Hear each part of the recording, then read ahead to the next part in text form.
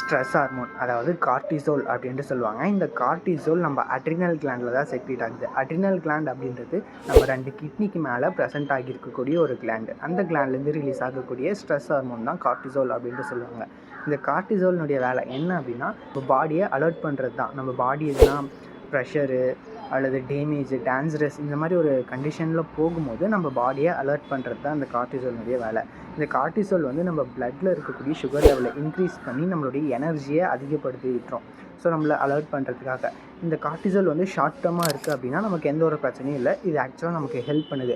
But இந்த cortisol நமக்கு long டேர்மாக இருக்குது, ரொம்ப அதிகமாக செக்ரீட் ஆகுது அப்படின்னா அந்த பர்சன் வந்து ரொம்ப ஆன்சைட்டியாக இருப்பாங்க, தூக்கமே இல்லாமல் இருப்பாங்க, வெயிட் கெயின் ஆகிறதுக்கான சான்சஸ் கூட இருக்குது. கார்ட்டிசோல் எப்போல்லாம் நமக்கு நேச்சுரலாக செக்ரீட் ஆகும் அப்படின்னா இயர்லி மார்னிங் இது அதிகமாக செக்ரீட் ஆகும். நம்ம எதனா எக்ஸசைஸ் பண்ணுறோம் அப்படின்னா அந்த மாதிரி டைமில் செக்ரீட் ஆகும்.